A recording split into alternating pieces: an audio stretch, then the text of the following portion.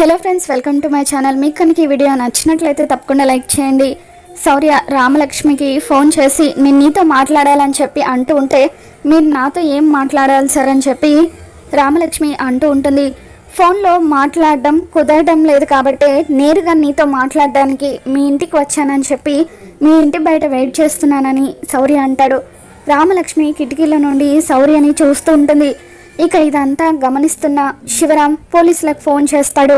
పోలీసులు శౌర్య దగ్గరికి వచ్చి ఈ టైంలో ఇక్కడేం చేస్తున్నావురా, దొంగతనానికి కాకపోతే అని చెప్పి అంటూ ఉంటే, ఇక అప్పుడు శౌర్య నేను రఘురామ్ గారి అమ్మాయి రామలక్ష్మిని ప్రేమిస్తున్నాను, తను కూడా నన్ను ప్రేమిస్తుంది, కావాలంటే పిలిచి అడగండి అని చెప్పి అంటూ ఉంటే, పోలీసులు రామలక్ష్మిని పిలిచి ఇతను ఎవరో నీకు తెలుసా అమ్మా, ఇతను నిన్ను ప్రేమిస్తున్నాడట కదా అని చెప్పి పోలీసులు రామలక్ష్మిని అడుగుతుంటారు. శివరాం బయట నిలబడి కోపంగా రామలక్ష్మి వైపు చూస్తూ ఉంటాడు. ఇక అప్పుడు రామలక్ష్మి లేదు సార్, అసలు ఇతను ఎవరో నాకు తెలీదు, ఇతనికి నాకు ఏ సంబంధం లేదని చెప్పడంతో పోలీసులు శౌర్యని అరెస్ట్ చేసి తీసుకెళ్ళిపోతూ ఉంటే, ఇక అప్పుడు శౌర్య రామలక్ష్మి వైపు బాధగా చూస్తూ ఉంటాడు.